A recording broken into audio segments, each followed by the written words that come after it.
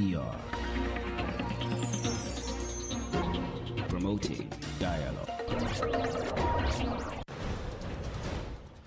It's midday in Dakar and 1 p.m. in Abuja. Good afternoon and many thanks for staying tuned to West Africa Democracy Radio, broadcasting on 94.9 FM and around the world on WADR.org. Welcome to Newslink. Here are the top stories. A Malian Transitional Authority faces more resistance to the dissolution of political parties and associations. Ghana secures an MOU from bilateral creditors on the restructuring of its debt, as experts say there is more work ahead. From where I sit, it's a good sign. Bilateral debt takes about 3.4% of the entire, external debt. We're looking at commercial debt as well, and that one we have not come to any agreement yet. Over 300 agents of the Elite Executive Protective Service (EPS) in Liberia threaten mayhem over their dismissal from the service, and environmental experts in Nigeria urge swift implementation of measures to reduce flood impact following the release of a recent forecast. Please stay tuned for details of these stories and more. Here is Abdullahi Hassan with Newslink. Many thanks for joining our broadcast and a warm welcome to our listeners in the Gambia, Ghana, Liberia and Sierra Leone. Let's begin in the Sahel, where a coalition of political parties and groups at the call of February 11 to save Mali has kicked against its dissolution by transitional authorities. The decision was made at last Wednesday's Council of Ministers meeting. The coalition of parties, political movements and CSOs against transition have described the action as void. The United Nations has expressed deep concern over the dissolution of civil society organizations in Mali, governed by military transitional authorities, and increasing restrictions on human rights and fundamental freedoms. This new dissolution of a political grouping in Mali comes after the suspension of activities of political parties and associations. At least 4 organizations have been disbanded since December 2023, including those focusing on good governance, elections, and opposition. Here is Mohamed Sherif Kone, who leads the political coalition in question. Ce décret est un non-événement pour nous et nous, on ne le considère pas parce que ça émane d'autorité de fait. La transition. This decree is a non-event for us, and we do not consider it. It lacks authority. The transition has ended, and these authorities should not be in place to pretend to take intellectual actions. Therefore, it's an act that we will not accept, and we will continue our activities under the name of the organization called to save Mali. We will ensure that the principles of the rule of law oppose this armed group, upholding a pluralistic state. We reject them, and they are no more Malian than us. They are no more patriotic than us. We are not afraid of their threats. It's not about political power. They have done so much, but we truly oppose with fierce resistance. We do not recognize them, and we give little credit to this decree because they cannot dictate to us. Today, we stand with civil society organizations to demand the return to constitutional order. Aujourd'hui, avec des organisations de la société civile pour exiger le retour à l'ordre constitutionnel. And away from Mali, the ECOWAS fact-finding mission in Togo is actively engaging in discussions with political actors and civil society organizations, as well as continuing its efforts to address the tense political climate triggered by the constitutional revision proposed by the presidency. The delegation from the Economic Community of West African States has held meetings with opposition political parties in Lomé, aiming to find a resolution to the ongoing political tensions. Oge Berika reports. As the legislative and regional elections approach in just under 2 weeks, opponents have voiced concerns about irregularities in the electoral process. However, most have stated that they will not boycott the elections. Despite these concerns, the ongoing constitutional change process remains the primary focus of political tensions.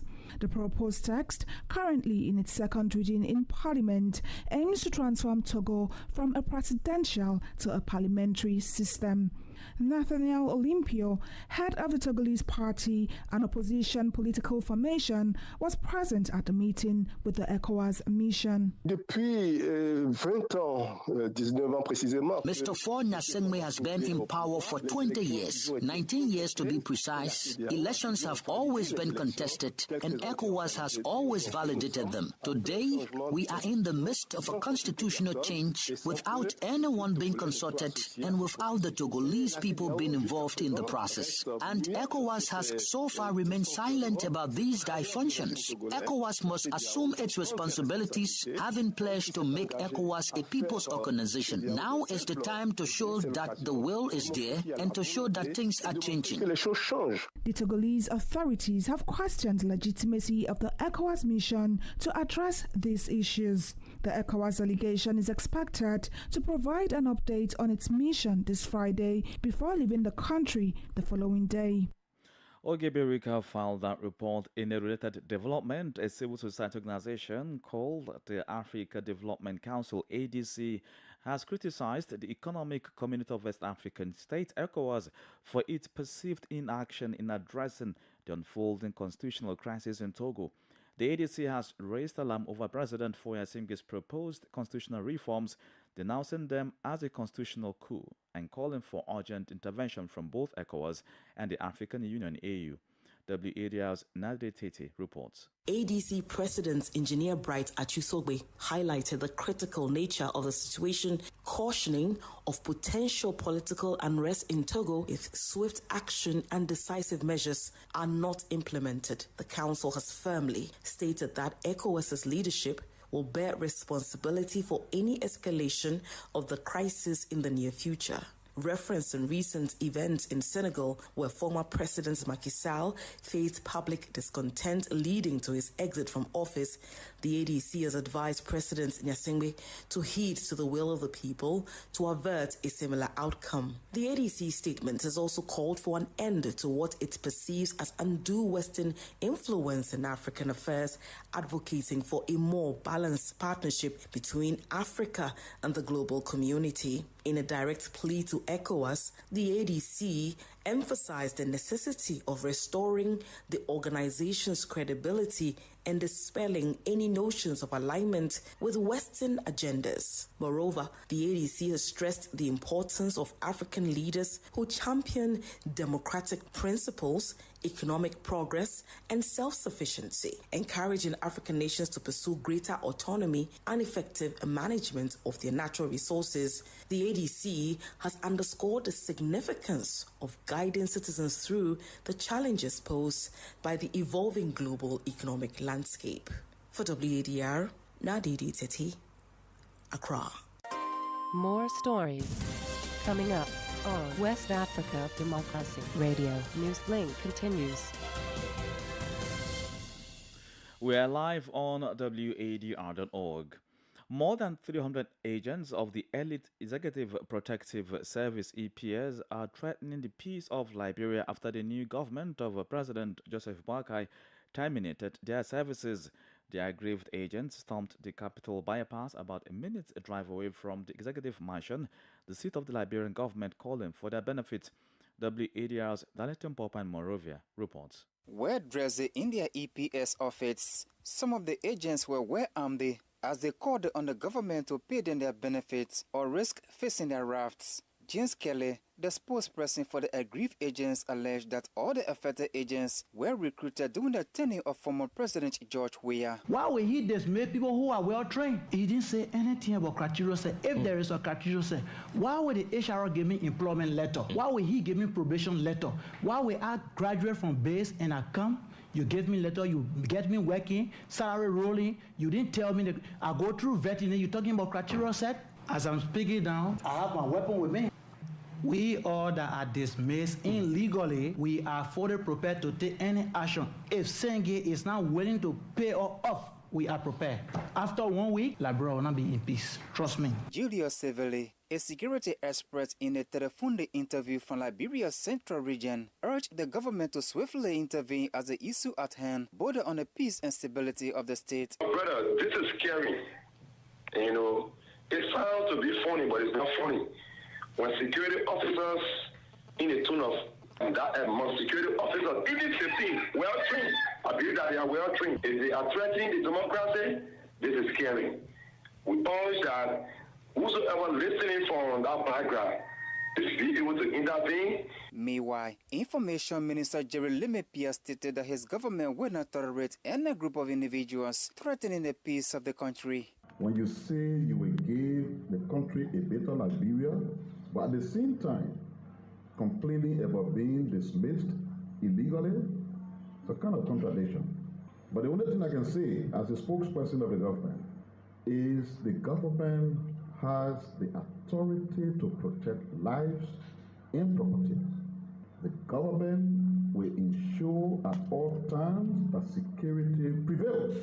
Currently, several of the dismissed agents have been arrested by state security forces after they gathered a stone's throw away from the executive mansion, the office of the president. For Newslink on West Africa Democracy Radio, I'm Darlington Pogba in Monrovia. And to financial-related news, the African Development Bank, AFDB, says illicit financial flows continue to pose serious challenges to development and security in the sub-region despite the efforts made to eradicate them. AFDB country manager for Senegal, Mohamed Sharif, stated this on Thursday during the official launch of a 3-year support project on capacity development for anti-money laundering and countering the financing of terrorism in Jaba member state in transition. They include Burkina Faso, the Gambia, Guinea, Guinea-Bissau, Liberia, Mali, Niger, Sierra Leone, and Togo. The $3.5 million project runs from 2024 to 2026 with training sessions for the team members in charge of the implementation. According to Mohamed Sharif, the support project has the general objective of contributing to resilience in the West African sub-region and to improve the fight against the widening of capital and financing of terrorism.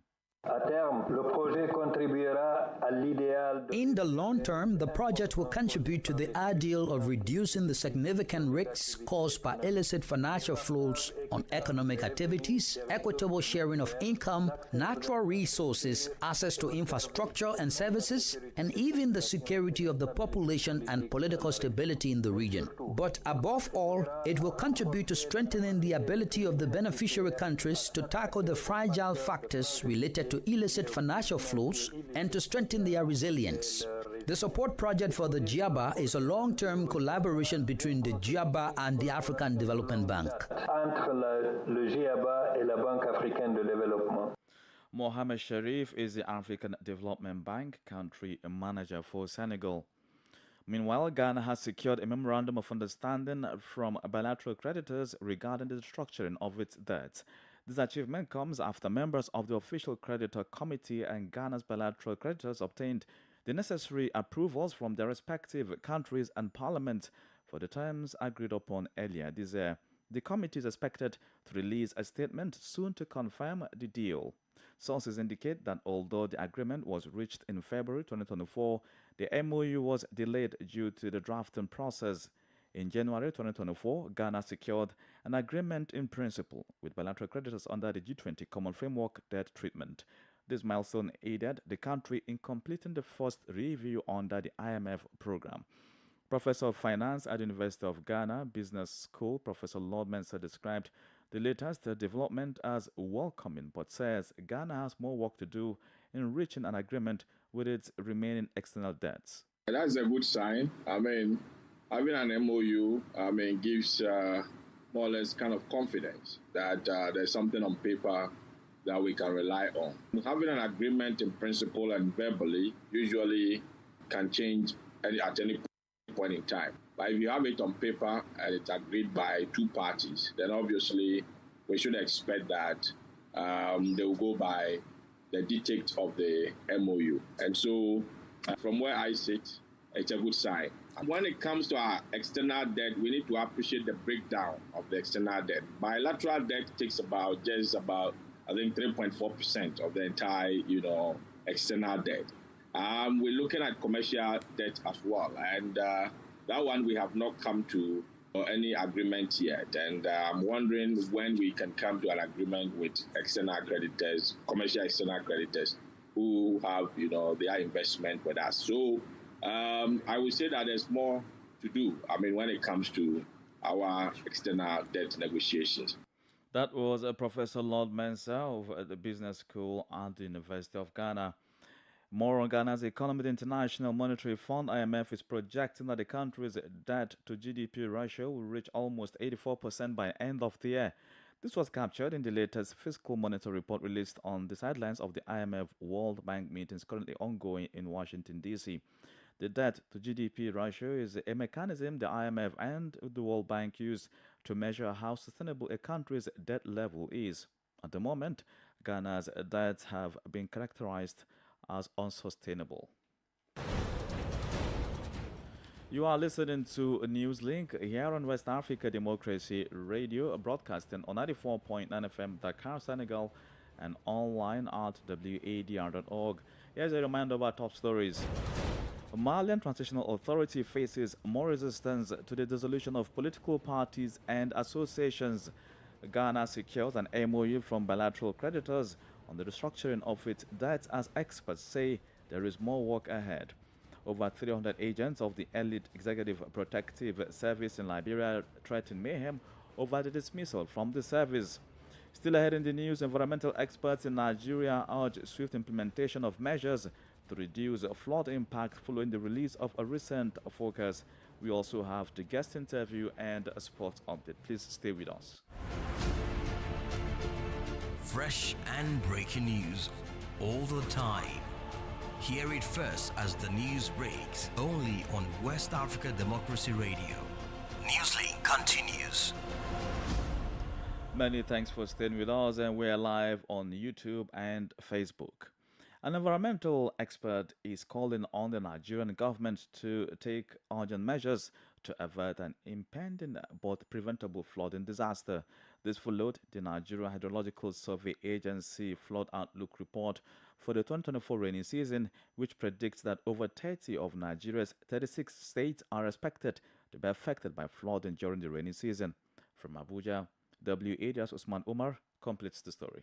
Nigeria Hydrological Survey Agency has advised residents in these regions to take necessary precaution to mitigate the impact of potential floods. An environmental expert, Greg Odogu, has emphasized the need for urgent action to prevent large-scale flood damage. Odogu called on the federal government to expedite the completion of Dasin Hausa Dam in Adamawa State, among other measures. I also tell the government that they should look at finalizing the building of the Dasin Hausa Dam, that is in Adamawa State, so that Nigeria will have a buffer dam, so that when the Lagdo Dam from Cameroon is overflowing and they open their floodgates, Nigerian dam will be able to take the shock, take the inflow. It will reduce the flood outlook, because not only from the rainfall, there are saturations that come from the Benue River when it comes down to the south from that Adamawa, Cameroon, Adamawa axis. Odogu also urged state governments to implement early warning systems and prepare evacuation plans for citizens living in floodplains. They left for the government of these enclaves to make sure that there is institute what is called early warning systems. Their early warning systems should be in tandem with the data that comes from NIMET day-to-day basis. So he left with the government to make sure that the stakeholders that are in need, the local areas, the farmers, and the transporters, especially the riverine transporters, should make use of this information. Because when you make this use of this information, you shall also move away from the floodplains. In 2002 and 2003, similar reports were issued and calls made for urgent measures to avert the disasters. Yet, flooding in both years caused the death of nearly 1,000 people and destroyed thousands of hectares of farmlands, as well as hundreds of thousands of homes and shelters, according to records from the National Emergency Management Agency, NEMA. For Newslink on West Africa Democracy Radio, Usman Umar reporting from Abuja. And Niamey, the capital of Nigeria, has been hosting the inaugural edition of Digital Week since Thursday, focusing on the theme Digital and Sovereignty. This event serves as a platform for stakeholders in the digital ecosystem to convene and engage in discussions on the significance of digital technology in enhancing the daily lives of the population. The gathering was graced by ministers overseeing digital affairs from the member countries of the Sahel Alliance, including Burkina Faso and Mali. Politics, analysis on major news, social matters, and all. This is A Guest.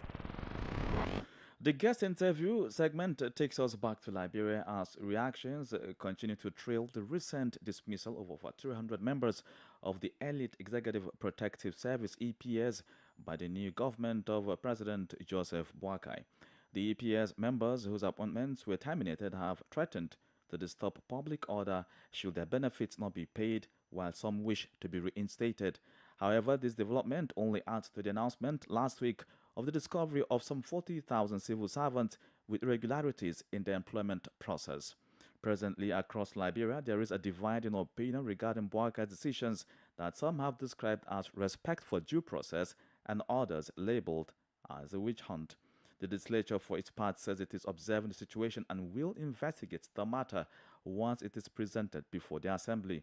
WADR had a brief chat with Menipake Dumo, Director of Political Affairs, Office of the Speaker of the Liberian Legislature. Well, I will not speak to specifics, but I know that in other instances where there has been dismissal, appointment of people to positions that are already occupied by tenure, and in other instances across government, the 55th legislature in Liberia has consistently said that the rights of people must be upheld, that no Liberian should be dismissed for political reasons, and that it would be wrong to witch hunt anybody. It is our position that where the law disallows the president from appointing people, he has to respect that law. Tenure, the massive, a monumental ruling next week in the case of tenure, and as you may know, Liberia just completed what was a very admirable electoral process in which President George Manawia graciously accepted defeat and congratulated the winner. We want that to be the story.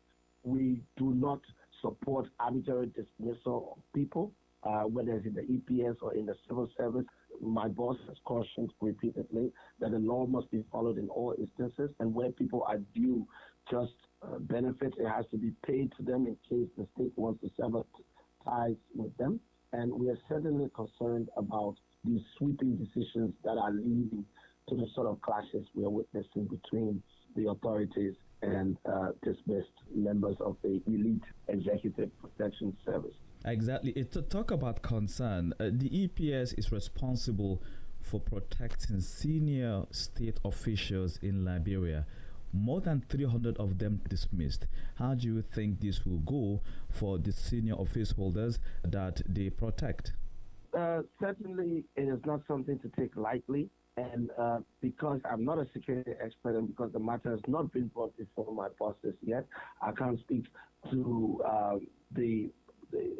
I can't speak to that specific instance. But it is indeed a source of concern, and we are watching very closely.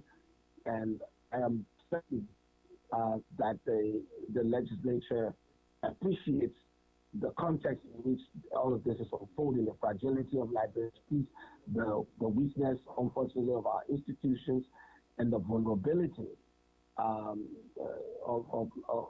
the peace and security we have here in Liberia, given very scary regional scenarios that we witnessed over the last few years. Menipake Dumo is Director of Political Affairs, Office of the Speaker of the Liberian Legislature. It's now time for Sports Update. Let's join Sam Kulejan.